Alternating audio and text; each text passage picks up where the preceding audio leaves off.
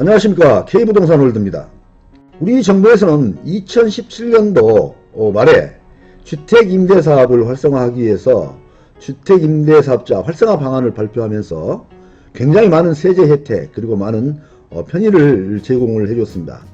그런데 주택임대사업자들에 대한 세제 혜택이나 다른 기타 혜택들이 너무 과도하다 하는 그런 의견들이 나오게 되면서 주택임대사업자에 대한 세제 혜택 등 혜택을 대폭 축소를 시키고 규제를 강화하는 그러한 정책들이 줄곧 나오게 되었습니다. 그래서 지금에 와서는 주택임대사업을 등록을 할 때 꼭 필요한 필수 검토사항을 검토를 하지 않고 주택임대사업자를 등록을 했을 때는 중간에 오히려 난관에 봉착할 수도 있고 경제적으로 큰 손실이 발생될 수도 있는 그러한 상황입니다.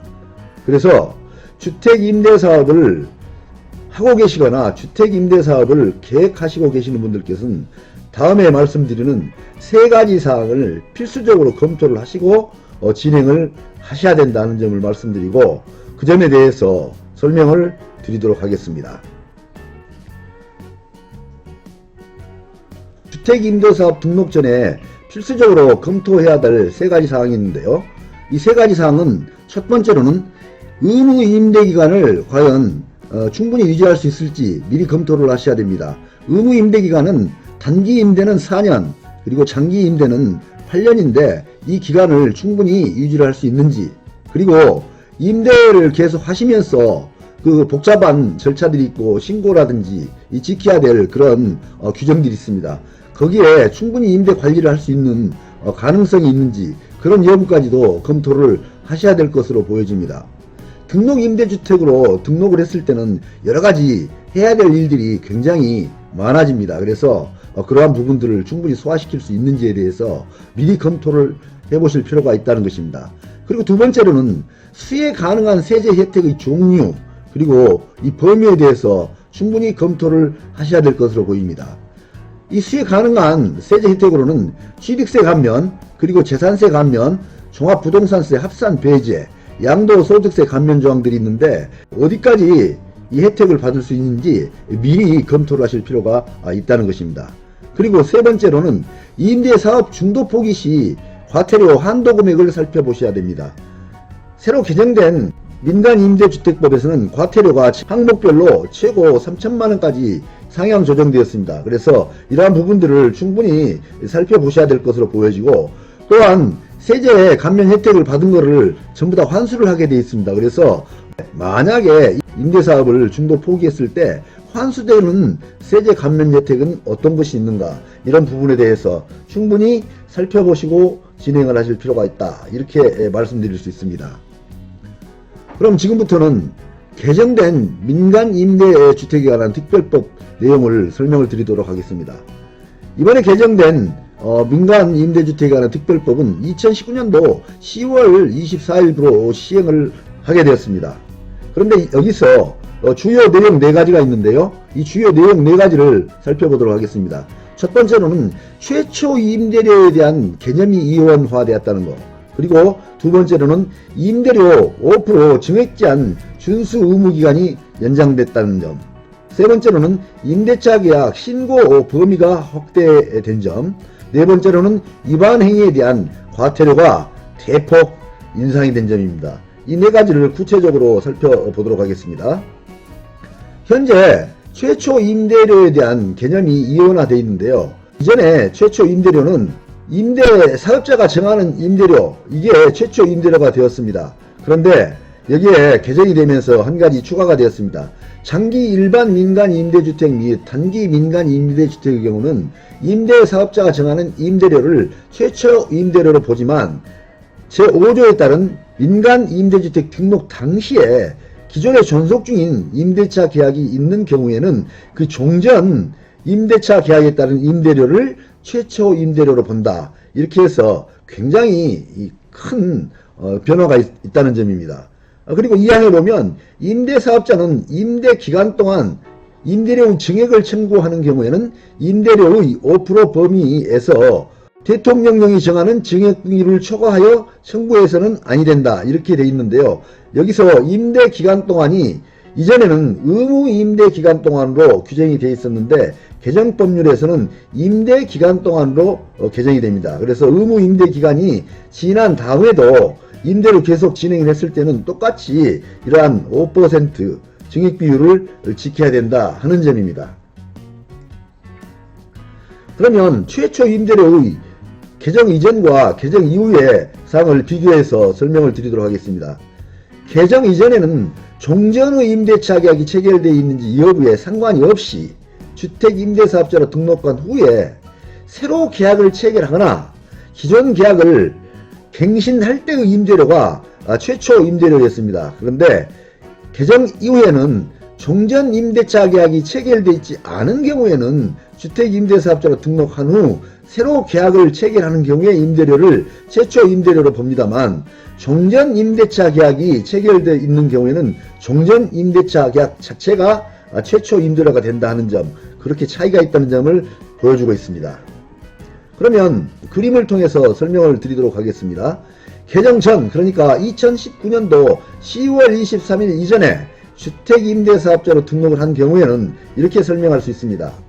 18년 1월 1일 날 아파트를 분양가 5억 원에 취득을 하였습니다. 그리고 18년 2월 1일에 전세 3억을 내줬습니다. 그리고 난 다음에 18년 3월 1일 날 장기 일반 임대 등록을 하였습니다. 그렇다면 2년 뒤에 임대차 계약을 갱신하면서 전세 금액을 4억으로 올리고 또 이것이 바로 최초 임대료로 적용을 해왔습니다. 그리고 나서 2년 뒤에 임대차 계약을 재갱신했을 때 그때부터 5% 증액 제한을 적용하도록 되어 있습니다. 그런데 이 개정 후에 적용하는 기준은 달라진다는 것입니다. 개정 후에는 기존의 임대차 계약이 체결이 되었을 경우에는 기존의 임대차 금액을 최초 임대료로 적용을 하겠다는 것입니다. 그래서 3억에 전세를 내주었는데 그 뒤에 장기 일반 임대를 등록하고 임대차 계약을 갱신할 때 이때는 개정 전의 규정에 의하면 여기서 4억으로 증액이 가능했는데 개정 후에는 증액이 불가하게 되는 그러한 결과가 나오게 됩니다. 그래서 여기서도 5% 이상은 증액을 할 수 없는 그런 상황이 된다는 것입니다. 그래서 이전에는 이게 최초 임대료가 됐는데 개정 후에는 기존의 임대차 계약의 전세금 3억이 최초 임대료로 되기 때문에 여기서 임대료를 인상할 수 없는 결과가 나온다 하는 그런 점입니다. 그럼 두 번째로 임대료 5% 증액 제한 준수 의무기간 연장 사항을 알아보도록 하겠습니다. 개정 전에는 2019년도 10월 23일 이전 사항입니다. 이때는 임대료 증액 제한 준수 기간이 의무 임대 기간으로 구분을 했었는데 개정 후에는 임대료 증액 제한 준수 기간을 임대 기간으로 이렇게 용어가 바뀌게 됩니다. 여기서는 어떤 뜻이냐면 의무 임대 기간은 4년 또는 8년의 기간을 지나게 되면 5% 증액 제한을 받지 않는다 하는 내용인데 여기서는 개정 후의 내용입니다. 개정 후에는 임대 기간으로 규정을 해놨기 때문에 의무 임대 기간 경과 후에 임대 주택으로 등록을 계속하고 임대사업을 할 때는 똑같이 임대료 5% 증액 제한을 적용을 한다 하는 내용입니다. 그래서 여기서 개정 전에 의무 임대 기간은 단기 임대주택은 4년, 장기 임대주택은 8년으로 규정을 하고 있습니다. 그런데 개정 후에 임대기간의 개념은 임대기간이 종료된 이후에도 임대사업자 등록증을 말소하지 아니하고 계속하여 임대를 주고 있는 기간을 의미하게 되는 것입니다. 그림을 통해서 살펴보도록 하겠습니다. 장기 임대주택, 그러니까 의무기간 8년으로 등록한 경우에 2019년도 1월 1일 날 임대 개시를 했습니다. 그리고 나서 의무 임대기간 8년을 채우고 나면 2026년도 12월 31일 날 의무 임대기간이 종료가 됩니다. 그런데 이 개념을 더 확장을 시켜서 연장을 시켜서 임대기간으로 개념을 확장을 시켰을 때는 2030년 12월 30일까지 계속 임대를 했을 경우에 이때는 이 전체 기간, 그러니까 의무 임대기간 8년 플러스 그 이후에 연장되는 기간까지 다 포함해서 5% 증액 제한을 적용시킨다 하는 그러한 내용입니다.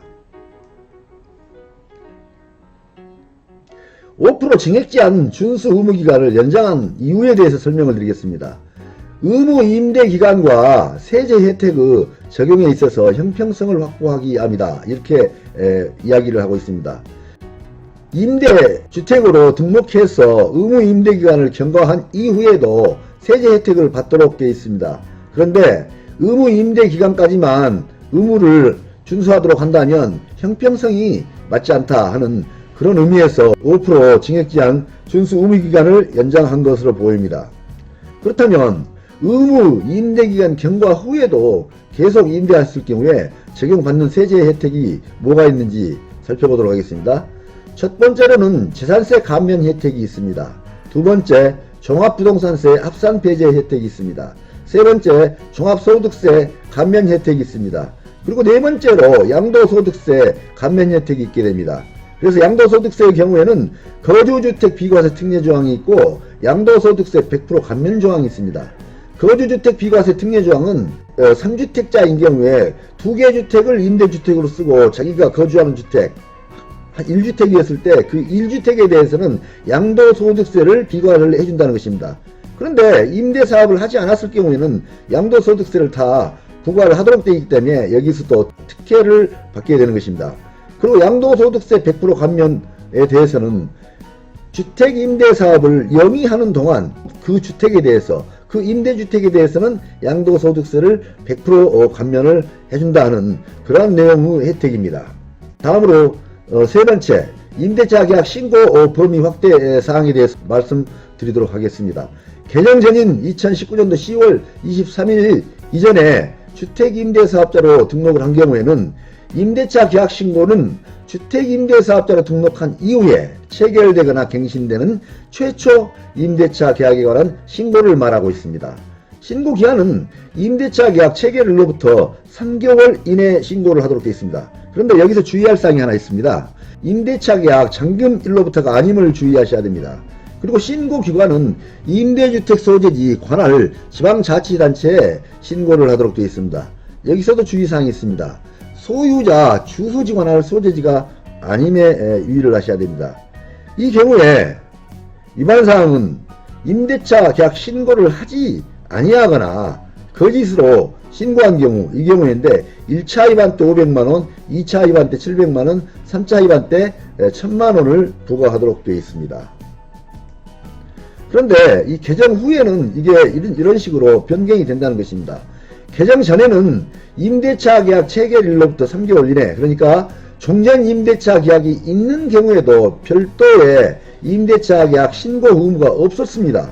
그런데 개정 후인 2019년 10월 24일 이후부터는 임대차 계약이 체결한 날로부터 3개월 이내 이렇게 바뀌는 거죠. 종전에 임대차 계약이 있는 경우에는 임대주택으로 등록한 날로부터 3개월 이내에 신고를 하라는 내용입니다. 근데 여기에서는 등록 이후에 새로운 임대차 계약 체결일이나 갱신일로부터 하게 되어 있는데 여기서는 훨씬 더 앞으로 당겨졌다는 것이죠. 그렇다면 표준 임대차 계약서를 사용해야 되느냐 마느냐 하는 논란이 있게 되는데요. 이미 임대차 계약이 체결되어 있는 상태에서는 기존의 임대차 계약서를 첨부하여도 되는 것으로 보고 있습니다. 그리고 역시 과태료 적용 대상에서 제외되고 있습니다. 그러나 현실적으로 시군구청 담당자들은 이러한 표준 임대차 계약서를 요구하는 경우가 있습니다. 그래서 사전에 시군구청 담당자와 확인을 해볼 필요가 있다, 이렇게 말씀드릴 수 있습니다. 네 번째로는 위반행위에 대한 과태료 인상 부분입니다. 주택임대사업자 과태료가 2019년도 10월 23일 이전에는 여러가지 내용이 있습니다만 통상적으로 1차 위반 500만원, 2차 위반 700만원, 3차 위반 1000만원 이렇게 해서 최고 한도가 1000만원으로 규정이 되어 있었습니다. 그런데 이게 개정이 되면서 과태료 상향 금액이 대폭 올라가게 됩니다. 개정이 된 2019년도 10월 24일 이후에는 이 네 가지 부분에 있어서 과태료 상한 금액이 아주 높게 조정이 됐는데요. 거짓이나 그 밖의 부정한 방법으로 임대주택을 임대하지 아니한 경우, 이런 경우에는 임대주택당 3천만원의 과태료를 부과하도록 되어 있고요. 양도 신고를 하지 아니하고 임대주택을 양도한 경우, 그러니까 신고를 하지 아니한 경우에도 임대주택당 100만원의 과태료, 그리고 임대 의무 기간 중에 임대사업자가 아닌 자에게 임대주택을 양도한 경우에도 임대주택당 3천만원의 과태료를 부과하도록 되어 있습니다. 그리고 임대 조건 등을 위반해서 임대주택을 임대한 경우에도 위반 건수가 10건인 경우에는 2천, 3천, 3천, 위반 건수가 2건에서부터 10건 미만인 경우에는 1000, 2000, 3000, 위반 건수가 1건인 경우에도 500, 1000, 2000 이렇게 1차, 2차, 3차 위반에 따라서 계속 높은 과태료를 부과하도록 되어 있다 하는 점을 이해하시기 바랍니다. 그래서 이렇게 많은 과태료가 부과가 된다면 까닭 잘못해서 어느 한 가지 실수를 했을 경우에 주택임대사업을 하시는 분들에게는 경제적으로 굉장히 많은 손실이 따라오게 됩니다. 그래서 이런 부분들을 충분히 이해를 하셔야 되고 앞으로 또 이런 부분들을 충분하게 준수를 하셔야 됩니다. 그렇지 않으면 주택임대사업으로 등록을 했을 때 굉장히 많은 손실을 보는 그런 결과가 올 수 있다는 것입니다. 다음에는 의무임대기간 적용 시 판정 기준을 설명드리겠습니다. 의무임대기간은 종전 법률은 임대주택법이었습니다. 그런데 개정되면서 민간임대주택법으로 바뀌게 됩니다. 그래서 종전 법률에는 단기 5년, 준공공 10년 이렇게 기간을 정하고 있었는데요. 개정된 민간임대주택법에서는 단기 4년 그리고 장기 8년 이렇게 개정이 되었습니다. 그렇다면 의무임대기간 적용 기준의 법률은 어떤 걸 적용하게 되어 있느냐 이렇게 되어 있죠. 종전의 임대주택법에 따라 등록한 임대주택은 종전의 임대주택법을 적용한다. 그러니까 종전법에 의해서 등록한 임대주택은 단기 5년, 준공공 10년의 기간을 적용한다는 내용입니다. 다음으로 과태료 적용 시에는 그렇다면 어떤 판정 기준에 의해서 하게 되는가? 과태료는 개정 법률의 기준을 적용하도록 되어 있습니다. 그러니까 의무임대기간 적용 시 판정 기준과 과태료 적용 시 판정 기준이 이 차이가 있는 점을 구분해서 이해를 하셔야 됩니다. 과태료 적용 시 판정 기준에 대해서 개정 법률을 적용하도록 정하고 있는 것은 실세행위규제법에서 행위시의 법률에 의한다 이렇게 되어 있기 때문에 과태료와 의무 임대기간 적용하는 법률은 다르게 나타나고 있습니다. 다음으로는 의무 임대기간 동안에만 적용되는 과태료 규정과 임대기간 동안 계속해서 적용되는 과태료 규정을 구분해서 설명을 드리도록 하겠습니다. 의무 임대기간 단기는 4년, 장기는 8년 동안에만 적용되는 과태료 규정은 이 임대주택이 기능을 발휘하지 못하거나 임대주택을 양도하는 경우에 해당이 되겠습니다. 그래서 이 경우에는 두 가지가 해당이 되는데요. 첫 번째로는 민간 임대주택을 임대하지 아니하는 경우, 그러니까 임대를 아예 하지 않는 경우에 이런 경우에 적용이 된다는 것이고, 임대사업자가 아닌 자에게 민간 임대주택을 양도한 경우, 이 두 가지는 의무 임대 기간 동안에만 적용되는 과태료 규정입니다. 다음으로 임대 기간, 그러니까 의무 임대 기간 플러스 추가 임대 기간을 포함해서 계속 적용되는 이 과태료 규정, 이 규정에 대해서 살펴보도록 하겠습니다. 첫 번째로는 임대 조건 등을 위반해서 임대주택을 임대하는 경우, 또 두 번째로 임대차 계약을 해지하거나 재계약을 거절하는 경우, 세 번째로는 임대차 계약 신고를 하지 아니하거나 거짓으로 신고한 경우, 네 번째로는 표준 임대차 계약서를 사용하지 아니한 경우, 다섯 번째 설명 의무를 게을리한 경우, 여섯 번째로 준주택을 주거용이 아닌 용도로 사용한 경우, 이런 경우를 말씀드릴 수가 있고, 여기서 여섯 번째 준주택이라는 것은 오피스텔을 사무 용도로 쓰지 아니하고 주거 용도로 사용하는 경우를 말하고 있습니다. 그래서 이 두 가지는 의무 임대 기간 동안에만 적용이 되는 과태료 규정이고, 여기 밑에 있는 여섯 가지는 임대 기간, 그러니까 의무 임대 기간 플러스 추가 임대 기간을 모두 통할하여 적용되는 과태료 규정입니다. 이러한 과태료 규정들을 지키지 못하고 준수하지 못했을 경우에는 주택임대사업자에게 굉장히 많은 경제적 손실이 온다는 점을 이해를 하시고 각별히 유념하시기 바랍니다. 이와 같이 주택임대사업을 준비하고 계시거나 주택임대사업을 계획하고 계시는 분들에게 꼭 필요한 내용, 이러한 내용을 설명을 드렸습니다. 제일 앞에서 설명드렸던 그 검토사항 3가지, 검토사항 3가지는 등록하시기 전에 필히 검토를 하셔서 주택임대사업을 하시는 데 있어서 경제적 손실이 발생되지 않고 성공적인 투자가 될 수 있도록 하시기 바랍니다. 감사합니다. 많은 도움이 되시길 바랍니다.